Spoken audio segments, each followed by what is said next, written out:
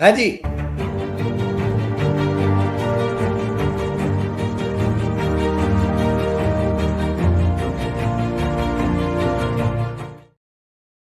નમસ્કાર દર્શક મિત્રો. મોસમ કઈક અટકળોની શરૂ થઈ છે. પહેલા અટકળો શરૂ થઈ ભારતીય જનતા પક્ષના રાષ્ટ્રીય પ્રમુખ કોણ આવશે તેની. પછી અટકળો શરૂ થઈ નરેન્દ્રભાઈને 75 વર્ષ આ સપ્ટેમ્બરમાં પૂરા થશે, તે નિવૃત્ત થશે કે ચાલુ રહેશે. સંઘ એમાં અપવાદ કરશે, નરેન્દ્રભાઈ 75 વર્ષ વાળો નિયમ લાગુ નહીં પડે કે પડશે તેની.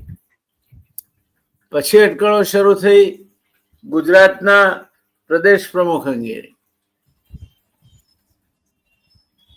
અને એ સાથોસાથ ગુજરાતના મુખ્યમંત્રી બદલાય છે તે તો એવરગ્રીન અટકળો ચાલુ જ છે. એટલે અટકળોની મોસમ છે આ. કોણ જશે, કોણ આવશે, ક્યારે જશે, ક્યારે આવશે, એના પરિણામો શું આવશે, એની અટકળો રાજકીય વિશ્લેષકો ચોરેને ચૌટે કરતા જોવા મળે છે. તેવા સંજોગોમાં વળી પાછું પાટીદાર એકતાનું ભૂત ધૂણવા માંડ્યું છે. એસપીજી એટલે સરદાર પટેલ ગ્રુપ અને પાટીદાર અનામત આંદોલન એટલે પાસ, એ બેના જે ઠેકાણે હજુ નથી પડ્યા એવા નેતાઓ, કેટલાક ઠરીઠામ થઈ ગયા છે, ઘર સંસાર ચલાવે છે એમનો, અને એમને સમાજનું જે થયું તે થયું, શહીદો જે થયા તેમને શું મળ્યું શું નહીં મળ્યું એની વાત બાજુ પર જવા દઈએ. સમાજ માટે શું મેળવી શક્યા એને બાજુ પર મૂકીએ તો પાસ અને એસપીજીના આંદોલનની એકમાત્ર પ્રાપ્તિ ગણવી તો એ ગણી શકાય કે એને હાર્દિક પટેલ જેવા નેતાઓને બહાર ફેંક્યા, જે ક્યારેક ભાજપમાં ક્યારેક કોંગ્રેસમાં હજુ અનુકૂળતા મુજબ ફરતા રહે છે પણ સ્થિર થયા નથી. કેટલાક નેતાઓ વસોયા છે, લાલજી પટેલ છે, એ ત્રિશંકુની માફક ભ્રમણ કક્ષામાં ઊંધા લટકતા ફર્યા કરે છે. અને આ બધા વચ્ચે વળી પાછા આ નહીં થાળે પડેલા પાસ અને એસપીજીના નેતાઓ ભેગા થયા. ભેગા થઈને એમણે ચર્ચા તો બહુ સરસ 3 મુદ્દાની કરી. દીકરીઓ ભાગી જાય છે તો સરકારે અટકાવવી જોઈએ. ગેમ્બલિંગ એટલે ઓનલાઈન ગેમિંગ સામે એમણે આક્રોશ વ્યક્ત કર્યો અને બંધ થવું જોઈએ તે વાત કરી. અને કારમી હપ્તાખોરી, જે વ્યાજ વસૂલીની પદ્ધતિ છે, અને એના કારણે અમુક માણસો એક વખત દેવાના સકંજામાં ફસાય પછી બહાર નીકળી શકતા નથી, છેક આપઘાત સુધી દોરાઈ જાય છે. 3 મુદ્દાઓ તો સાવ નિર્દોષ લાગે છે, પણ એ કોઈ નિર્દોષ માણસ માની શકે કે આવા નિર્દોષ મુદ્દાઓ માટે આ બધા ભેગા થયા હતા.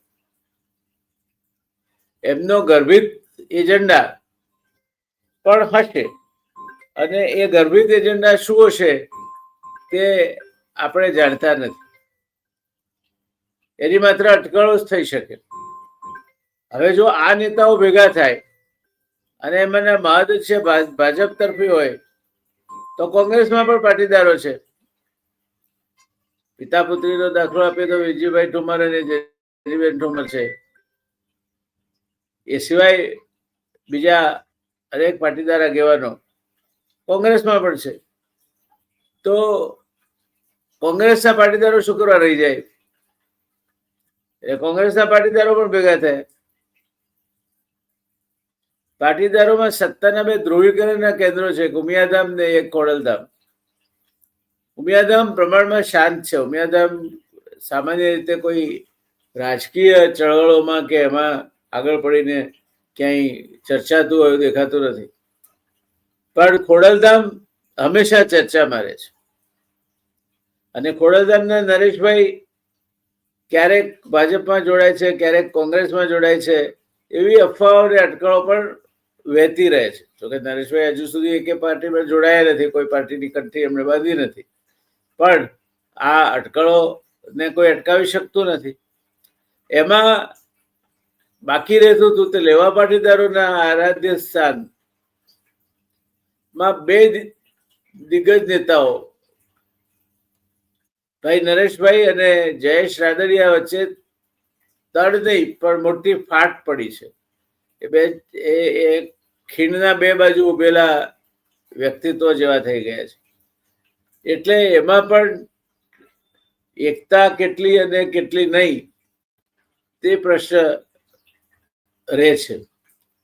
આ સંયોગોમાં દેશની રાજનીતિ પણ જ્યારે વિકટ બની રહી છે, બિહાર અને ઉત્તર પ્રદેશની ચૂંટણીઓ, મહારાષ્ટ્રની ચૂંટણીઓ એટલે મુંબઈ મહાનગરપાલિકાની ચૂંટણીઓ, આ બધી ચૂંટણીઓ માથા પર છે.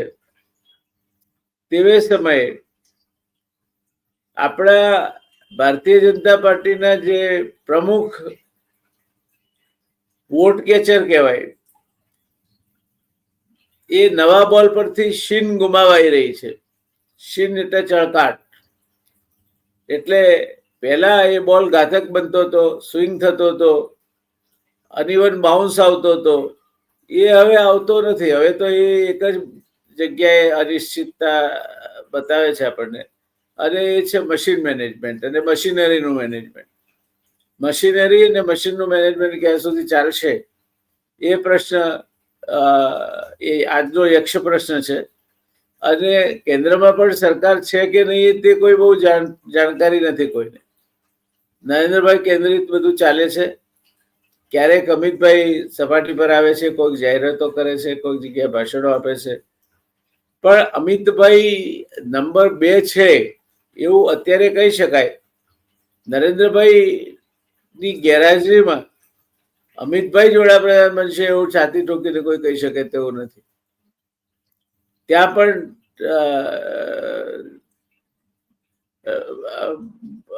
જુદા જુદા અનેક ફિરકા છે, અને એ ફિરકાઓમાંથી કોઈ પણ પ્રકારના જોખમ વગર રમ્યા કરતું આરએસએસ, એના પાછળ સ્ટમ્પ જ નથી. એટલે આઉટ થવાનો સવાલ નથી. જીત્યા તો કે અમે, હાર્યા તો કે હિન્દુત્વનો તમે અનાદર કર્યો માટે હાર્યા. એટલે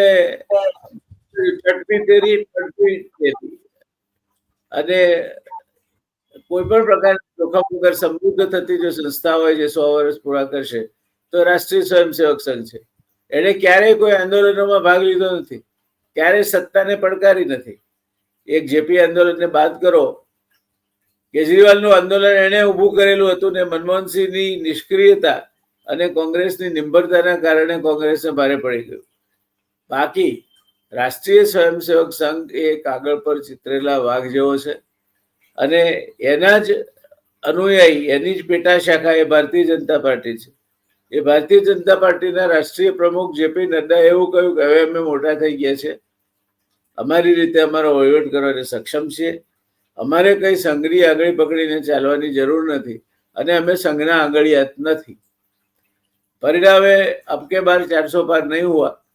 અને એઝ યુઝ્યુઅલ રાષ્ટ્રીય સ્વયંસેવક સંઘને દોડતું હતું ને ઢાળ આવ્યો જેવી પરિસ્થિતિ એનો ફરી એકવાર લાભ મળી ગયો કે રાષ્ટ્રીય સ્વયંસેવક સંઘને તમે અવગણ્યો માટે આ સ્થિતિ થઈ. હિન્દુત્વના એજન્ડાથી દૂર ગયા માટે આ સ્થિતિ થઈ. અને મહારાષ્ટ્રના ઇલેક્શનમાં એ લોકો પાછા સક્રિય થયા અને ફેરબદલ આવ્યો એવું એમનું કહેવું છે. કેટલા અંશે માની શકાય, કેટલા અંશે સાચું છે, કેટલા અંશે ખોટું છે, કેટલા અંશે બીજા પરિબળો કારણભૂત છે, એ બધી બાબતો અલગ છે અને અલગ વિશ્લેષણ માંગી લે છે. આજે આપણે આ પાટીદારો બેઉ ફિરકામાં કોંગ્રેસના પાટીદાર આગેવાનો કોંગ્રેસ પ્રમુખ માટે પાટીદારને પસંદગી આપવી જોઈએ, આવડી મોટી કોમ છે અને એને પસંદગી આપવી જોઈએ એવું કહે છે. ભાજપના આગેવાનો ભાજપમાં કોંગ્રેસની માફક અત્યારે પટેલ એ ભાજપ તરફી બન્યો છે અને ભાજપને એનો સુવાંગ ટેકો મળ્યો માટે ભાજપ આજે સત્તા પર છે તેવી વાત કરે છે.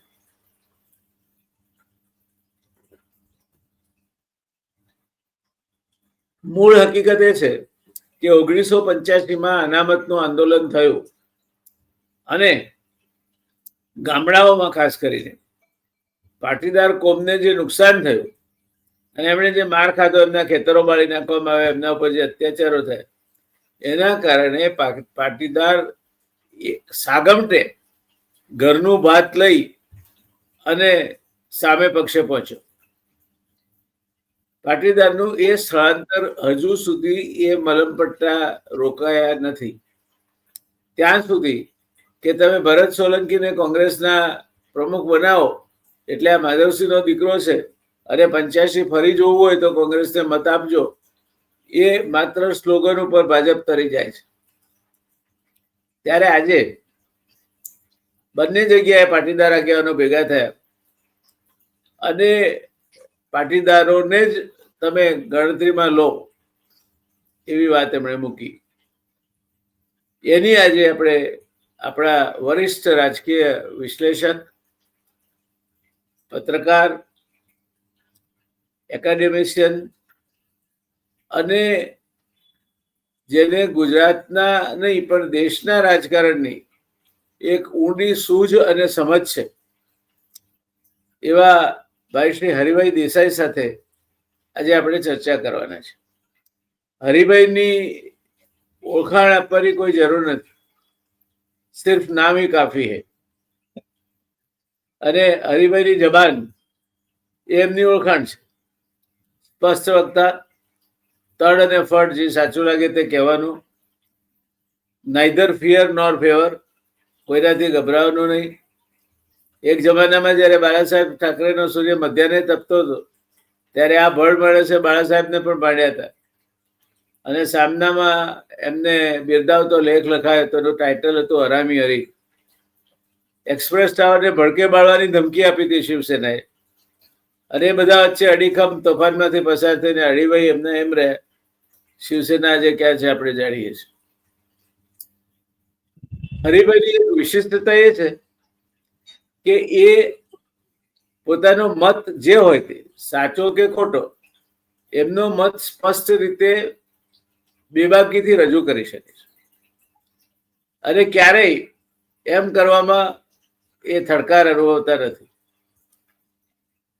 અમે બે મિત્રો લગભગ આજકાલ કરતા છેલ્લા 50 વર્ષથી એટલે 5 દાયકાથી એકબીજાને જાણીએ છીએ, મિત્રો છીએ.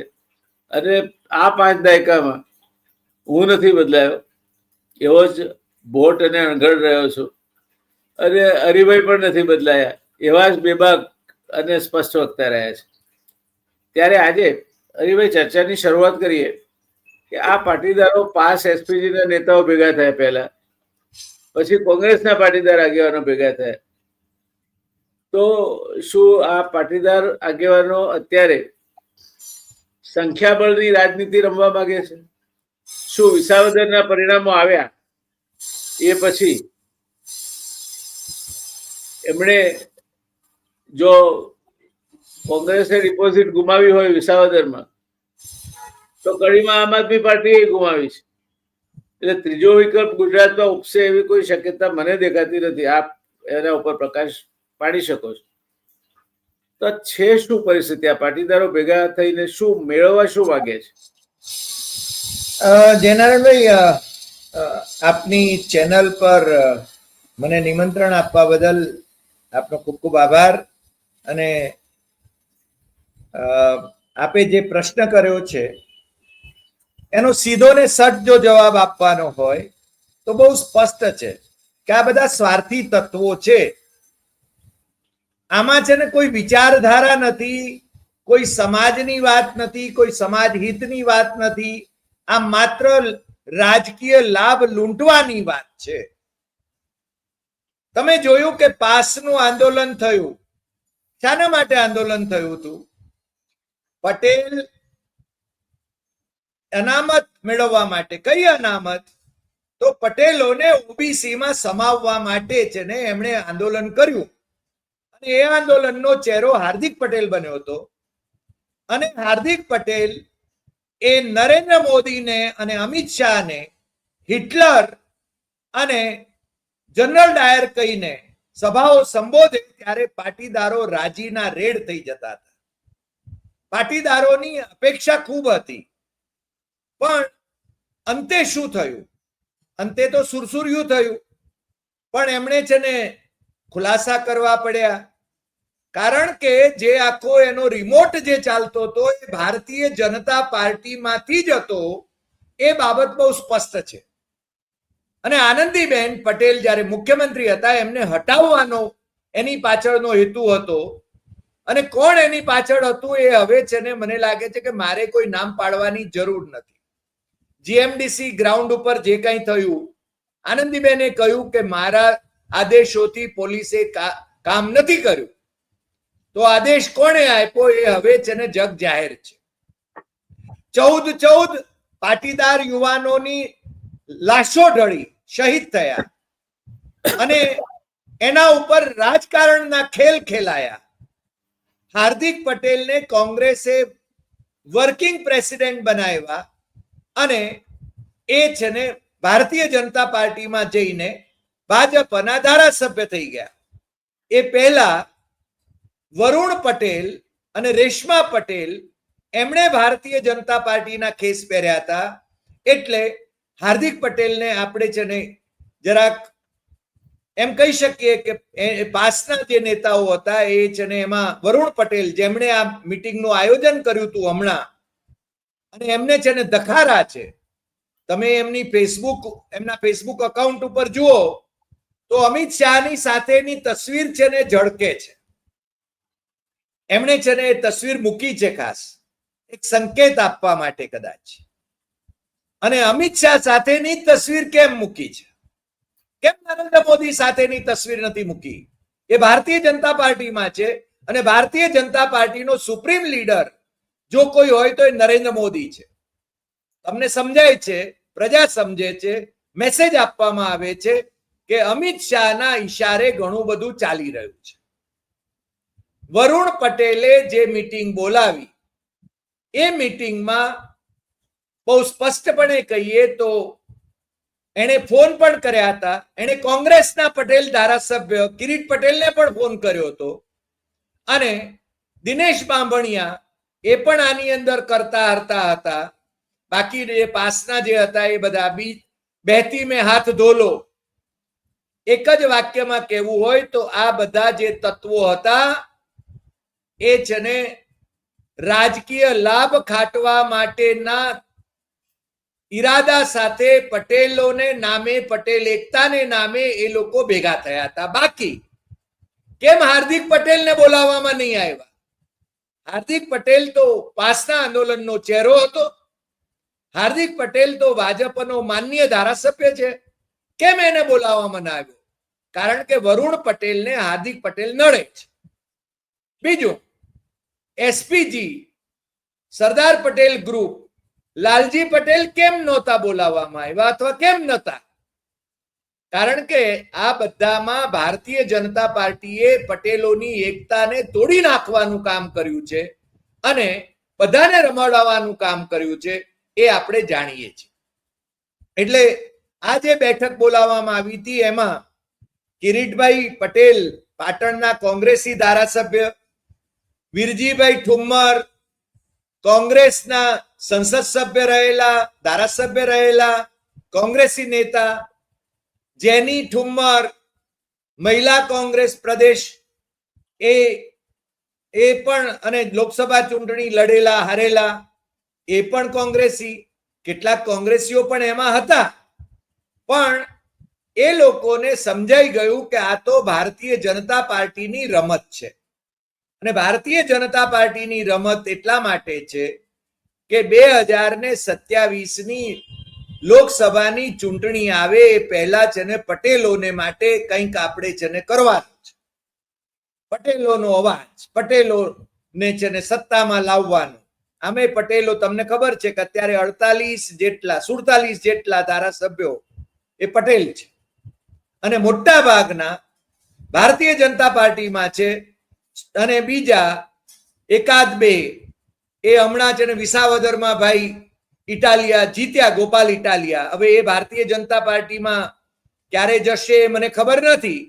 અત્યારે તો ઘણી બધી ગુલબાંગો પોકારે છે, પણ આમ આદમી પાર્ટીના બીજા એક પાછા પટેલ ધારાસભ્ય છે, એ પણ છે ને ભારતીય જનતા પાર્ટી તરફ વળી રહ્યા છે અથવા નિષ્ક્રિય થઈ ગયા છે. બોટાદના ધારાસભ્ય જે કોળી ધારાસભ્ય છે એમણે તો રાજીનામા આપી દીધા છે અને એમને 5 વર્ષ માટે છે ને ઈસુદાન ગઢવી જે પ્રદેશ પ્રમુખ છે આમ આદમી પાર્ટીના, એમને સસ્પેન્ડ કર્યા છે. એટલે ભવિષ્યમાં આમ આદમી પાર્ટી ગુજરાતમાં કોંગ્રેસનું સ્થાન લેશે એવી જે ગુલબાંગો પોકારવામાં આવતી હતી એમાં મને કોઈ તથ્ય દેખાતું નથી. આ આખો ખેલ ભારતીય જનતા પાર્ટીનો છે ને ભારતીય જનતા પાર્ટીની રમત જે છે એની અંદર વરુણ પટેલને, અલ્પેશ કથિરિયાને, દિનેશ બાંભણિયાને, પનારાને, રેશમા પટેલને આ બધાને ધારાસભ્ય થવાના અભરખા છે અને આ ટિકિટો એમને મળે એને માટે પાટીદાર એકતા બતાવવાની અને પ્રેશર લાવવાની કોશિશ એ લોકો અત્યારથી કરી રહ્યા છે. આપે નરેશ પટેલનું નામ લીધું. ક્યારેક નરેશ પટેલ કોંગ્રેસમાં જોડાવા માટે દ્વારે દ્વારે ફરતા હતા, તમને ખ્યાલ છે. સોનિયા ગાંધીના દરબારમાં જઈને રાહુલ ગાંધી જ્યારે છાપું વાંચતા હતા ત્યારે એમની આગળ રજૂઆત કરવા માટે પણ પહોંચી ગયા હતા ભાઈ. અશોક ગેહલોતને 2 વખત મળ્યા, જયપુર જઈને મળ્યા, મુંબઈ જઈને મળ્યા. સિદ્ધાર્થ પટેલના ઘરે છે ને કોંગ્રેસના ધારાસભ્યોને પણ એ મળ્યા. અને પછી નરેન્દ્ર મોદીએ એમને ભરત બોગરાના પેલા હોસ્પિટલના કાર્યક્રમની અંદર પત્રિકામાં એમનું નામ પણ ન આવે એવો ખેલ કરી નાખ્યો અને આજે નરેશ પટેલની ઇજ્જતના ધજાગરા થઈ ગયા છે કે ખોડલધામની અંદર પણ મોટા ભાગના ટ્રસ્ટીઓ એ ભારતીય જનતા પાર્ટીને અનુકૂળ થઈ ગયા છે.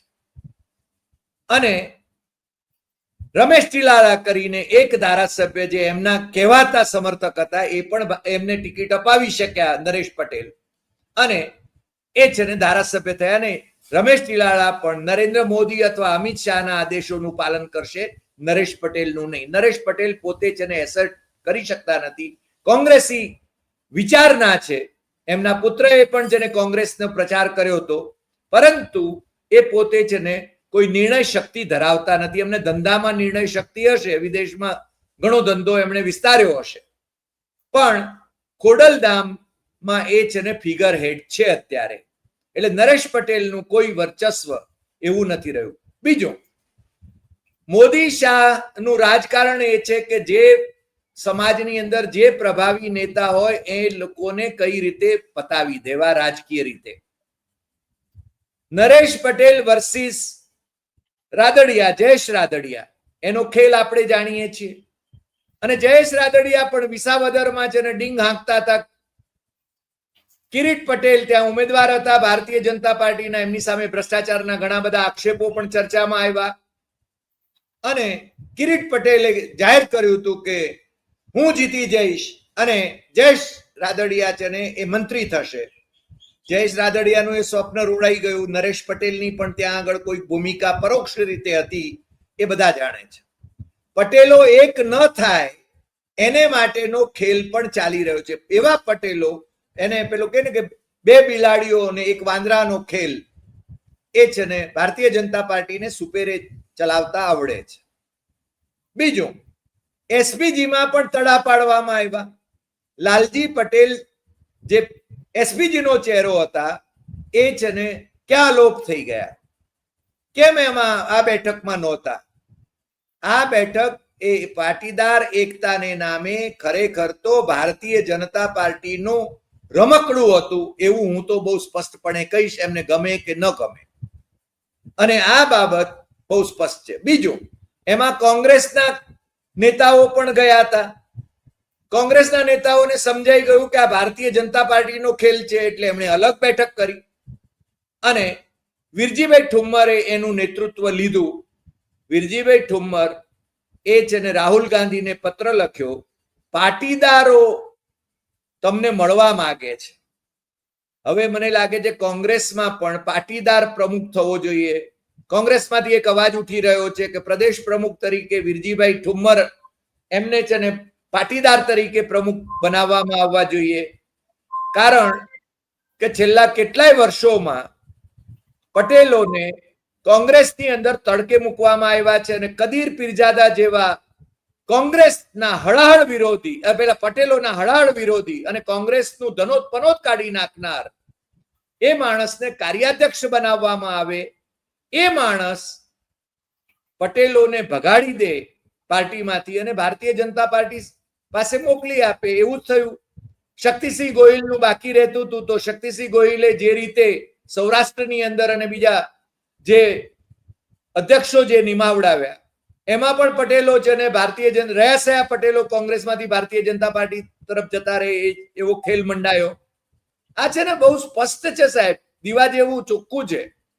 અને લંગડા ઘોડાઓ પાછા પટેલોમાંથી જેમને મૂક્યા એમાં પેલા બેન 74 વર્ષના બેન જે એમની ડિપોઝિટ ગુમાવી દેતા હતા નવરંગપુરામાં વિધાનસભામાં, અમિત શાહની સામે લડ્યા પણ ક્યાંય દેખાયા નહીં, ક્યાંય એમના છે ને પોસ્ટરો ન લાગ્યા.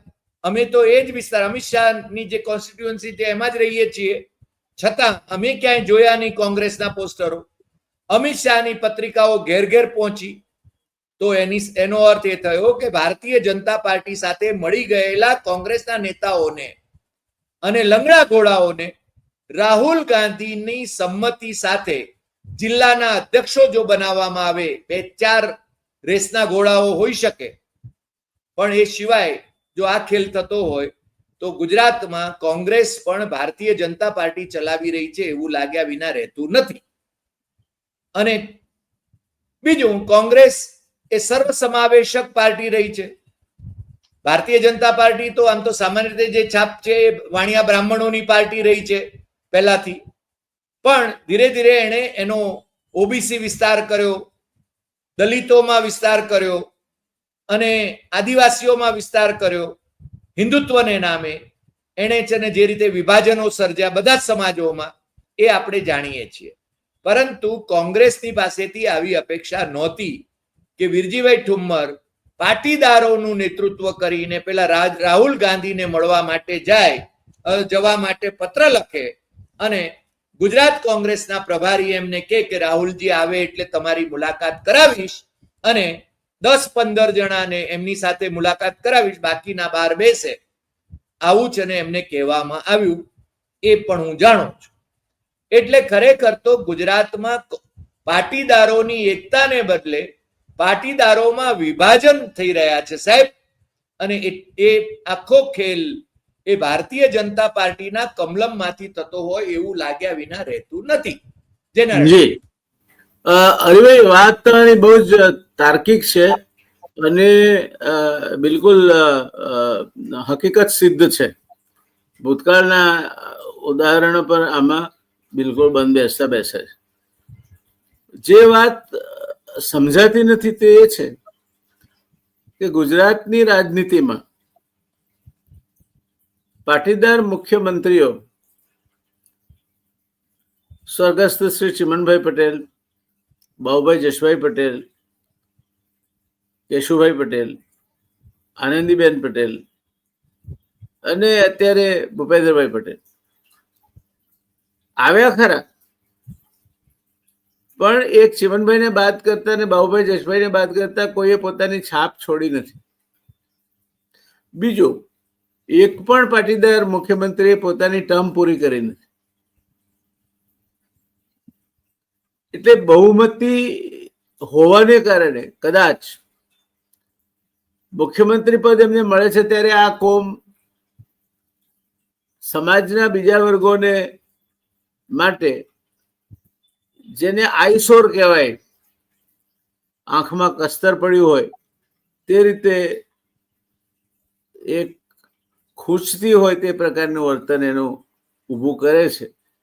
સમૃદ્ધ કોમ છે એટલે અર્થવ્યવસ્થા પર પણ એનો સારો એવો કાબુ છે. ગામડામાં ખેતી કરે છે એટલે જમીનદાર વર્ગ છે. એક જમાનામાં હવે હવે હવે ગામડાઓમાં એ નથી રહ્યું. આ જે તાજેતરની સરપંચોની ચૂંટણી થઈ એમાં પણ આપણે જોઈએ તો પાટીદારો કાં તો બહાર ગયા છે, વિદેશ ગયા છે, કાં તો અમદાવાદ, સુરત કે એવા મોટા શહેરોમાં પોતાના ધંધા અર્થે ગયા છે. પરિણામે ગામડાઓનું નેતૃત્વ પાટીદારો જે એક જમાનામાં કરતા હતા, સરપંચ પાટીદાર જ હોય, એ પાટીદાર ગામોમાં હવે સરપંચ રબારી કે ઠાકોર કે અન્ય કોમોના ચૂંટાવા માંડ્યા છે. અને મને લાગે છે કે પાટીદાર વિસ્થાપનની આ શરૂઆત છે. પાટીદાર મૂળ સોતો ઉખડી રહ્યો છે, કારણ કે એનું મૂળ ખેતી છે, એનું મૂળ ગામડું છે, એ ગામડામાંથી ઉખડી રહ્યો છે. બીજું, એમને ગમે કે ન ગમે, પાટીદાર કોમમાં, સમાજમાં દારૂ એ એક સાર્વત્રિક બદી તરીકે ઘૂસી ગયો છે. જે કોમો એક જમાનામાં દારૂ પીવા માટે, વ્યસન કરવા માટે કુખ્યાત હતી, એ કોમો અત્યારે અમુક મહારાજની કે પેલા મહારાજની કંઠી બાંધીને દારૂ ત્યાગે છે. પણ દારૂ ગાળે છે ખરા, કારણ કે એમની પાસે ગરાગી છે, અને એ ગરાગી એ જો દારૂ ના ગાળે તો સંતોષાઈ શકાય તેમ નથી. એટલે પાટીદાર કોમ એ એક એવા ત્રિભેટે આવીને ઊભી છે કે જ્યારે એક બાજુ કન્યાઓની તંગી છે, એમને આદિવાસી કન્યાઓ પાટીદારોમાં ઢગલા બંધ આવવા માંડી છે. એટલે જેને કહેવાય કે પ્યોરિટી ઓફ બ્લડની વાત તો હવે કુર્મી ક્ષત્રિય તરીકે કરી શકે તેમ નથી. ગામડાઓ જે એમનું ઉદ્ગમ સ્થાન હતું ને જ્યાં એમની ફેર ફાટતી હતી કે એમના સામે કોઈ છું કે ચા ન કરી શકે એટલી એ લોકોની આમન્ય હતી અને ધાક પણ હતી, તે હવે રહી નથી. બીજી કોમોમાં જાગૃતિ આવી છે, અને ખાસ કરીને ઠાકોર કોમ્યુનિટી જે છે, કોળી કોમ્યુનિટી જે છે, એને એકતાના કારણે રાજકીય સત્તા મળે છે, એના ફળ ચાખ્યા છે, અને હવે એ દિશામાંથી પાછી પડે એવી કોઈ શક્યતા દેખાતી નથી. આ પરિસ્થિતિમાં ગુજરાતમાં પાટીદાર ફેક્ટર એક જમાનામાં 85માં એ સાગમટે કોંગ્રેસમાંથી દૂર થયો અનામત આંદોલન દરમિયાન માધવસિંહભાઈના. એ પણ એક બહુમતી કોમનો અત્યાચાર હતો. આટલી ઓબીસી છે, અને હું ધારું તો ગુજરાતને એક લાઈન પર ધનોત-પનોત કરી નાખી શકું એમ છું. એ માધવસિંહભાઈની જીત જો ન હોત તો કોંગ્રેસ તૂટી ના હોત, અને કોંગ્રેસ તૂટી ના હોત તો ભારતીય જનતા પાર્ટી હજુ પણ એ ક્યાંક ને ક્યાંક શેરીઓમાં રમ્યા કરતી હોત, અને ડિપોઝિટ બચે એના પેંડા વેચતી હોત. આ બધા પરિબળોમાં આજે આ પ્રકારની એકતા કરવા માટેના સંમેલનો થાય એનો અર્થ જુઓ છો આપ? બેઉ પક્ષે, ઓબીસી અને પાટીદાર બંને પક્ષે. જો હું બહુ સ્પષ્ટપણે કહું તો પાટીદાર સમાજનો પ્રભાવ ગામડાઓમાં હતો. હવે પાટીદાર સમાજ એ વેપાર ઉદ્યોગનો સમાજ થઈ ગયો છે, અને એટલા માટે એનામાં લડાયક મિજાજ રહ્યો નથી. એ વેપારી બુદ્ધિવાળો માણસ થઈ ગયો છે, એટલે પટેલ સમાજ. અને એટલે અત્યારે શું થયું, આ જે પાટીદારોની બેઠક બોલાવવામાં આવી, વરુણ પટેલ વાળી, દિનેશ બાંભણિયા વાળી, એમાં તમને ખ્યાલ છે કે ધનજી પાટીદારે તો બહુ સ્પષ્ટપણે કહી દીધું, એને મારી સાથેની વાતચીતમાં પણ કહ્યું કે નરેન્દ્ર મોદીના નામ, સરદાર પટેલ સ્ટેડિયમનું નામ કાઢીને નરેન્દ્ર મોદી સ્ટેડિયમ કરવામાં આવ્યું છે, એ મુદ્દે તમે લડવા માટે તૈયાર હો, એ મુદ્દાને મહત્વનો ગણવા માંગતા હો તો જ ને અમે આવીશું. હકીકતમાં હવે આ લોકોમાં લડવાની તૈયારી નથી, અને ધનજીએ બહુ સ્પષ્ટપણે કહ્યું કે અમે છે ને આ બેઠકનો બહિષ્કાર કર્યો. બીજું, કરમસદ એને છે ને આણંદ મહાનગરપાલિકાનો ભાગ બનાવી દીધો. એના સંદર્ભમાં થોડો સમય વિરોધ ચાલ્યો, પછી છે ને એ વિરોધ ઓસરી ગયો. પાટીદારો હવે છે ને લડાયક મિજાજમાં નથી, વેપારી બુદ્ધિના છે. એમને વેપારી બુદ્ધિ, એમના નાણાં, એમનો પ્રભાવ સરકારમાં એમના મંત્રીઓ, આ બધાને કારણે એમના પ્રભાવનું વિસ્તરણ થઈ રહ્યું છે. હું એ છે ને ઓસરી રહ્યો છે એમ નથી માનતો સાહેબ. નરેશ પટેલે જે કહ્યું હતું કે પ્યુનથી માંડીને કલેક્ટર સુધી એ છે ને આપણો હોવો જોઈએ, આ છે ને અત્યારે આ થઈ રહ્યું છે એ બહુ સ્પષ્ટ છે.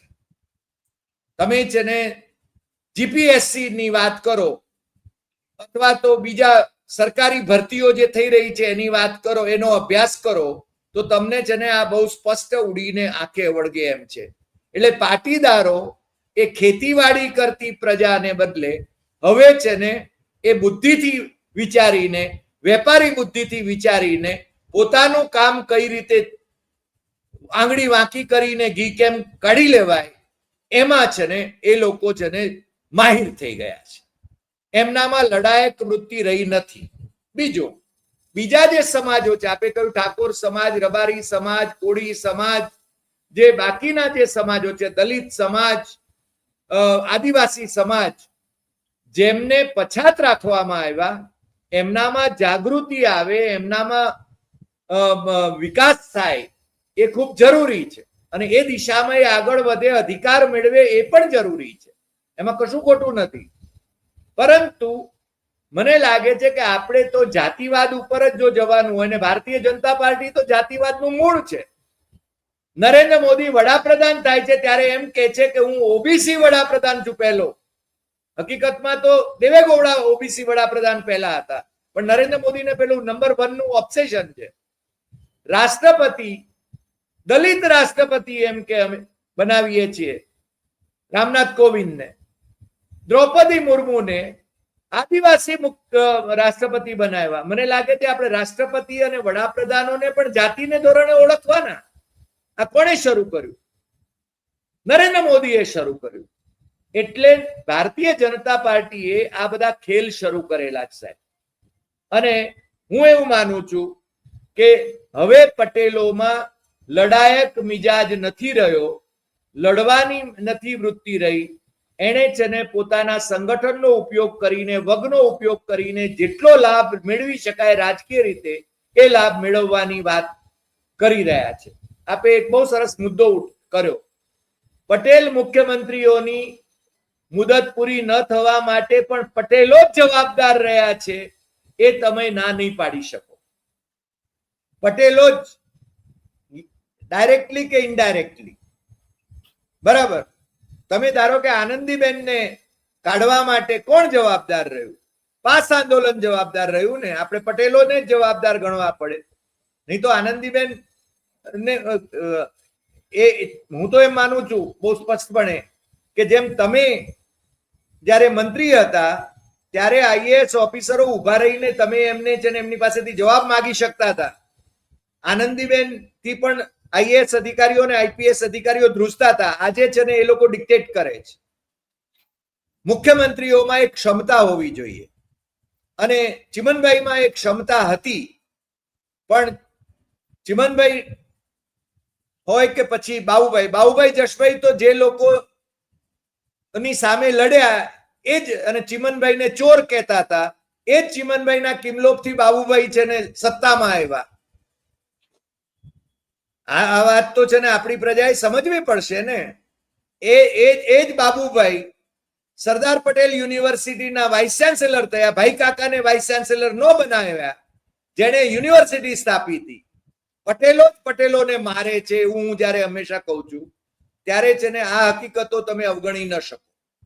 પણ હું તો એમ કહું કે મુખ્યમંત્રી એ કોઈ એક સમાજનો થાય કે બીજા સમાજનો હોય, કેબિનેટની અંદર એ છે ને એક સમાજ કે બીજા સમાજના કેટલા છે એવી ગણતરી જયારે કરવામાં આવે, મને લાગે છે કે લોકોનો પ્રતિનિધિ છે એ રીતે મુખ્યમંત્રી નક્કી થાય અને સર્વસમાવેશક હોય એ ખૂબ જરૂરી છે.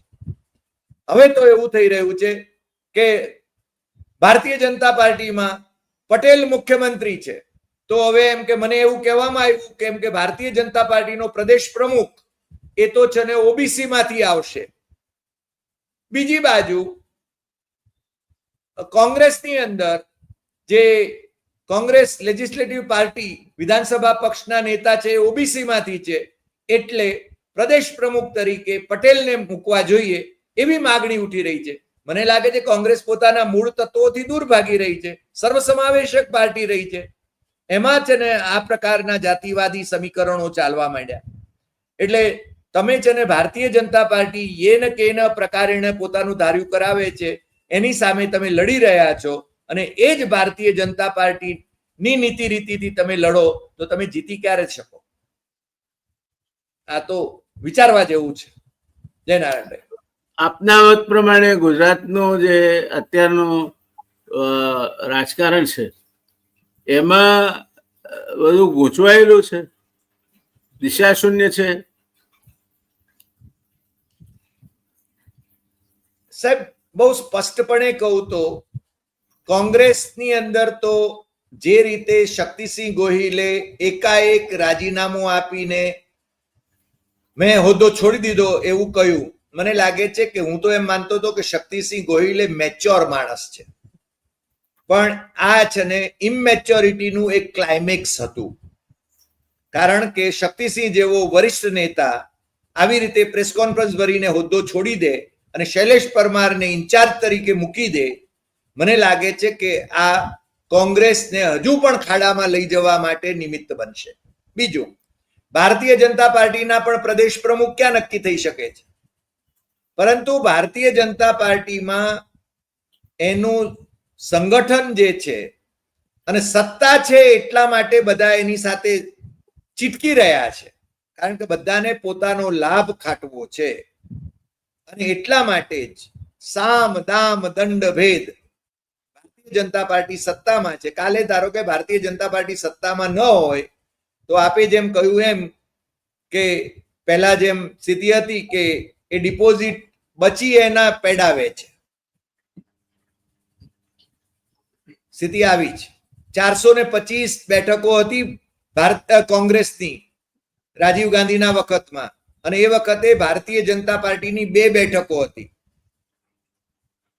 હવે રાહુલ ગાંધીને એટલો તો યશ આપવો પડે, ભલે લોકો એમ કહેતા હોય પપ્પુ છે, એ તો કેમ્બ્રિજમાં ને હાર્વર્ડમાં ભણેલો છે, એને દુનિયાનું ભાન છે, અને એણે નરેન્દ્ર મોદીને હરાવ્યો છે. એ તો બાબત બહુ સ્પષ્ટ છે કે નરેન્દ્ર મોદીની ભારતીય જનતા પાર્ટી બહુમતી પણ ન મેળવી શકી ને 240માં સમેટાઈ ગઈ.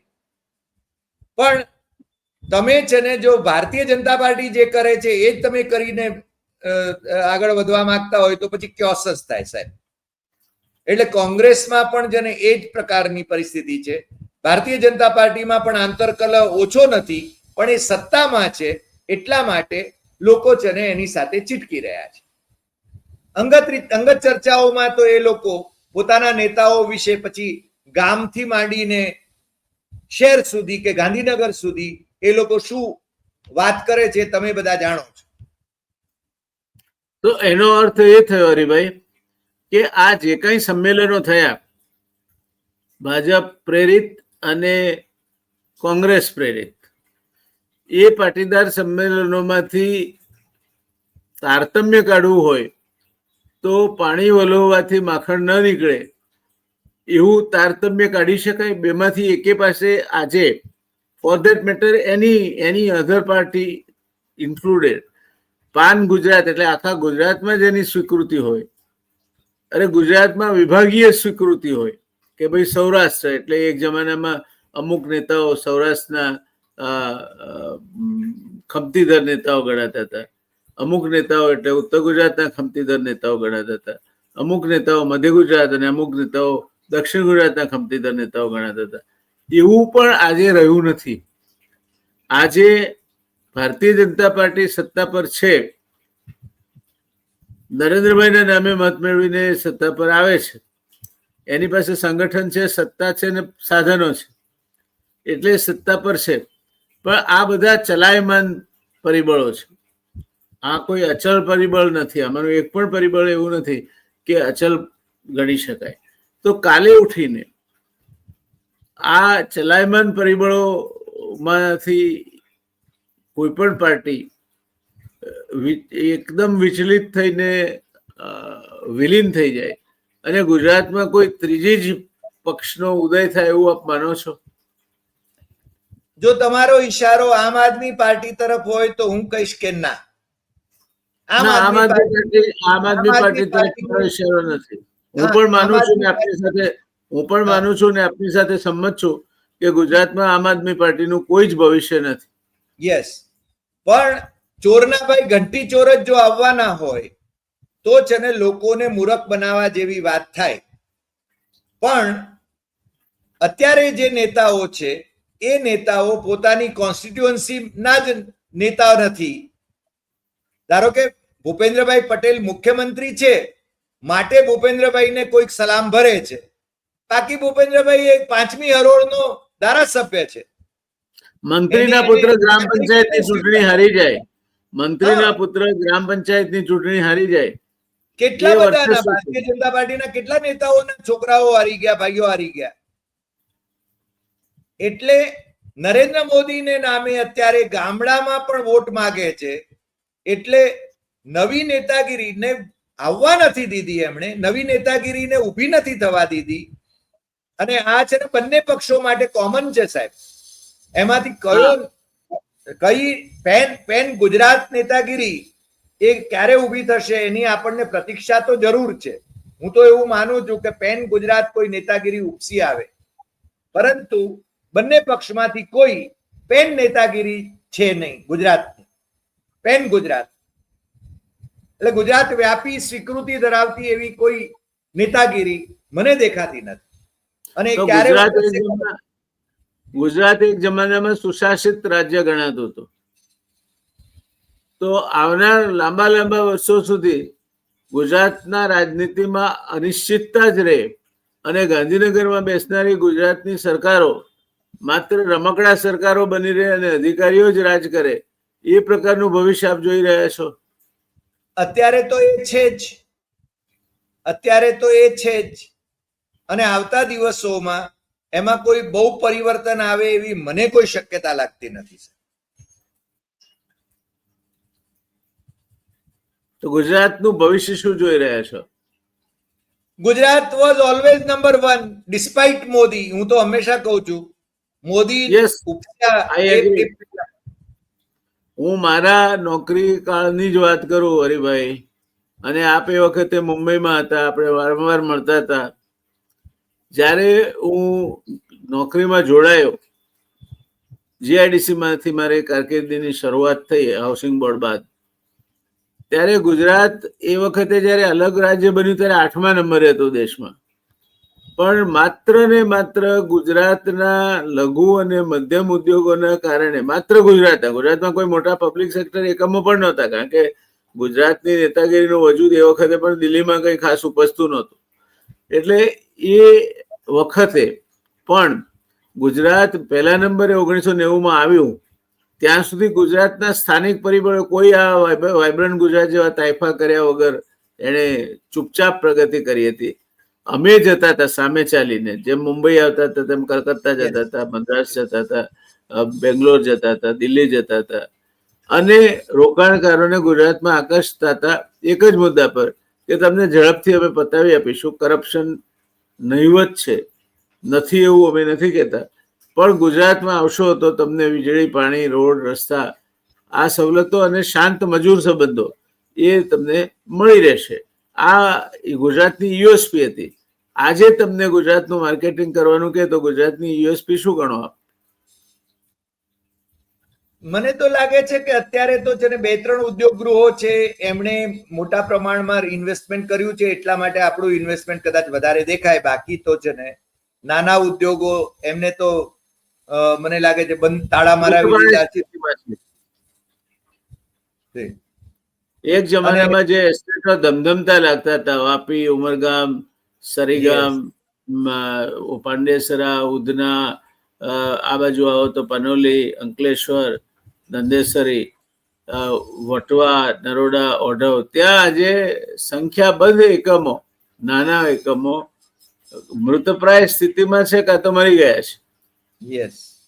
એટલે ગુજરાતને જેને પહેલા નંબરે મૂક્યું એ જામનગરનો બ્રાસપાટ ઉદ્યોગ હોય કે રાજકોટનો ડીઝલ એન્જિન ઉદ્યોગ હોય કે આ બધી એસ્ટેટોમાં કેમિકલ અને ફાર્માસ્યુટિકલ ઇન્ડસ્ટ્રીઝ હોય, એમણે આજના મોટા ઉદ્યોગોના બીજ ચોક્કસ વાવ્યા. રિલાયન્સની શરૂઆત માત્ર 2,38,000 મૂડીથી થઈ. નિરમા 30,000, ટોરેન્ટ કેડિલા 1,00,000 ઓછું, રસના નગન્ય મૂડી, પારસ નગન્ય મૂડી, એ આજે મોટા વડલા થઈ ગયા છે. જી. પણ ગુજરાતના નવો બીજગારો જેને કહેવાય કે હવે નવા એકમો એમાંથી નવું નિરમા બને કે નવું કેડિલા બને કે નવું ટોરેન્ટ બને, એ પ્રકારના નાના એકમો ગુજરાતમાં અસ્તિત્વમાં આવતા બંધ થઈ ગયા છે. ગુજરાતમાં નાના અને માઇક્રો એકમો એનો મૃત્યુઘંટ વાગી ગયો છે. પરિણામે બેરોજગારી અને આર્થિક પ્રવૃત્તિનો હ્રાસ બંને વસ્તુ ગુજરાતમાં આજે જોવા મળે છે. તો આ પ્રકારની નેતાગીરી જે કોમવાદ ઉપર આધારિત હોય, પછી પાટીદાર હોય કે ઓબીસી હોય, પણ જે વહીવટી તંત્ર પર પોતાનો કાબુ ન રાખી શકે, એ પ્રજાને એનું વળતર આપી શકશે ખરી? નહીં, એ જ કહું છું ને કે જે જાતિવાદી આખું જે તંત્ર ચાલતું હોય તો એનું અલ્ટિમેટલી નુકસાન તો સમગ્ર ગુજરાતને છે.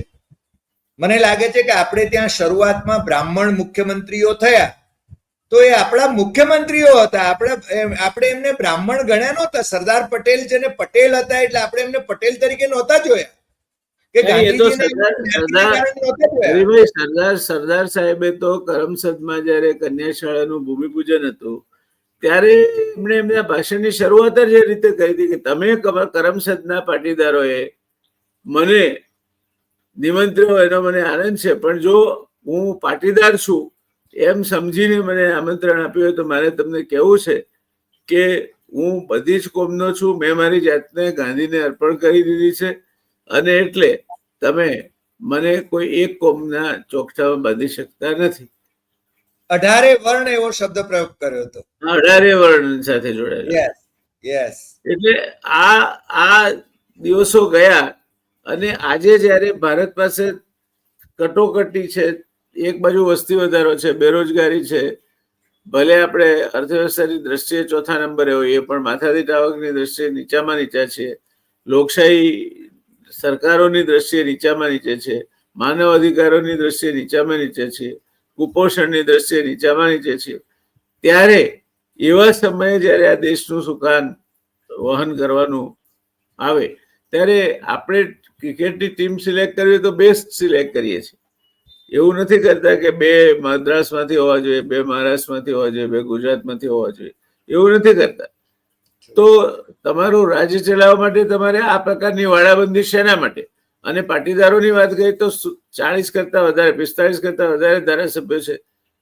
એમણે શું, એમનું પ્રધાન શું છે ગુજરાતની? એમના પોતાના કોમની વાત કરીએ, બીજાની જવા દઈએ તો ગુજરાતમાં પાટીદાર હિતની રખેવાળી કરવામાં ને નવા એ માટેના આયામો ઉભા કરવામાં જે ચૂંટાયેલા પાટીદાર ધારાસભ્યો છે એમનું પ્રધાન શું છે ને એમાંના કેટલા સક્રિય છે? સાહેબ, પ્રશ્ન એ છે કે સત્તા પક્ષની પાસે અત્યારે 162 ધારાસભ્યો હશે. 162 ધારાસભ્યો એ એમનો કદાચ એમણે શું કર્યું એના રિપોર્ટ આપતા હશે, પરંતુ ગુજરાતના ભવિષ્યના વિકાસ માટે એમણે શું સૂચનો કર્યા અથવા તો શું છે ને પ્રપોઝ કર્યા એની વાત જો પૂછવામાં આવે તો એ છે ને કેટલું યોગદાન એમનું દેખાઈ આવે એ આપણે છે ને સમજી શકીએ એમ છીએ. મને લાગે છે કે પાર્ટીના વ્હીપ પ્રમાણે ચાલે છે અને ધારાસભ્યો પોતાની ભૂમિકા કેટલી છે. મિનિસ્ટરોની વાત કરો ને સાહેબ, મિનિસ્ટરોનું એ ચલણ કેટલું છે? હું તો એમ કહીશ કે દિલ્હીથી સરકાર ચાલે છે. તો છેલ્લો પ્રશ્ન, આ જે સંમેલન થયા 2 જુદા જુદા, કાલે ઉઠીને આવું ઓબીસી નું પણ વચ્ચે ક્ષત્રિય સેના થઈ હતી, કરણી સેના અસ્તિત્વમાં છે, આવું એક સંમેલન બીજું પણ થઈ શકે. તો આ સંમેલનોથી ગુજરાતનું વ્યાપક હિત સધાશે ખરું? શું માનવું છે આપનું?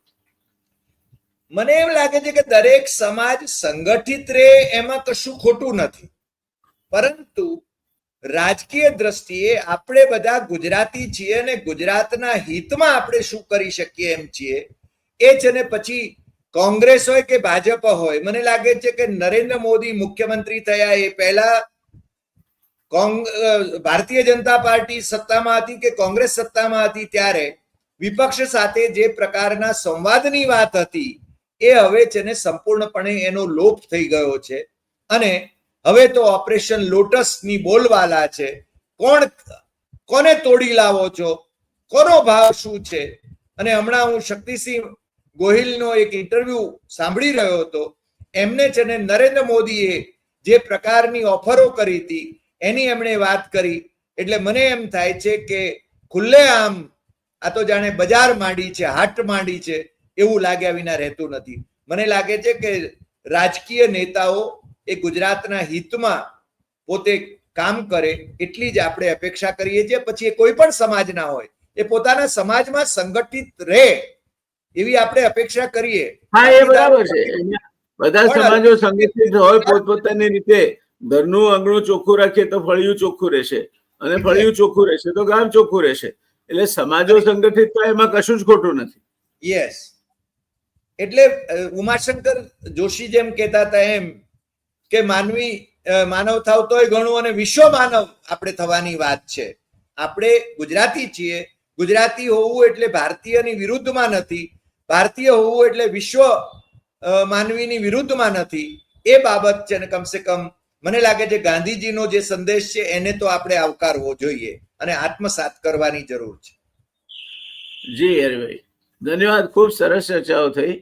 આ એક મુદ્દો હું માનું છું ત્યાં સુધી દર્શક મિત્રો ગુજરાતને પીડવાનો છે. હરિભાઈએ કહ્યું તેની સાથે હું પૂર્ણતયા સમજ છું. સમાજો એકત્ર થાય, પોતાના હિત માટે પ્રવૃત્ત બને, પોતાના હિતના પ્રશ્નો જ્યાં હોય ત્યાં સંગઠિત થઈને અવાજ ઉઠાવે, અને મોટો સમાજ હોય તો એ બીજા સમાજોને પણ પોતાની સાથે ખેંચીને એમના હિત કલ્યાણના કામોમાં પણ મદદરૂપ થાય, મોટાભાઈનું કામ કરે. તે ઈચ્છનીય છે, જરૂરી છે. પણ સમાજ એ સંખ્યાબળની દ્રષ્ટિએ સંગઠિત થઈ અને રાજકારણમાં પોતાનો પગદંડો જમાવે અને નેતૃત્વની દ્રષ્ટિએ જે નિમ્ન કક્ષાનું નેતૃત્વ ગુજરાતને પ્રાપ્ત થાય તો ગુજરાત આજે અધપતન તરફ ધસમસતું જઈ રહ્યું છે. એ ગુજરાત 10 વર્ષ પછી ક્યાં જઈને ઊભું હશે, કાયદો વ્યવસ્થાથી માંડીને વિકાસની દ્રષ્ટિએ અમુક તો વસ્તુઓ સ્વયંભૂ થવાની, પણ એ સિવાય ક્યાં જઈને ઊભું હશે એ પાયાનો પ્રશ્ન છે. અને એ પાયાનો પ્રશ્ન આ પ્રકારના સંમેલનોથી ઉકેલાતો નથી. આ પ્રકારના સંમેલનો એ પાયાના પ્રશ્નને સંબોધતા નથી. એ વાત સાથે આપણે આજની ચર્ચાને પૂર્ણાહુતિ તરફ દોરી જઈએ છીએ.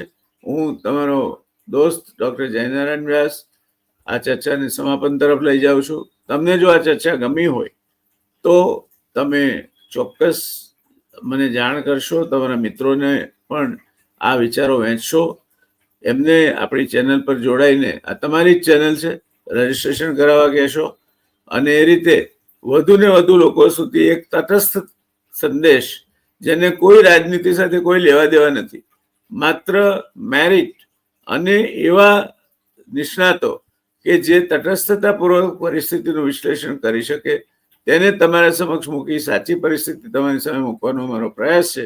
એમાં જોડાશો ને અમને પ્રોત્સાહન આપશો એ વિનંતી સાથે મારી વાત પૂરી કરું છું. નમસ્કાર. હરિભાઈ, આપનો પણ ખૂબ ખૂબ આભાર. નમસ્કાર.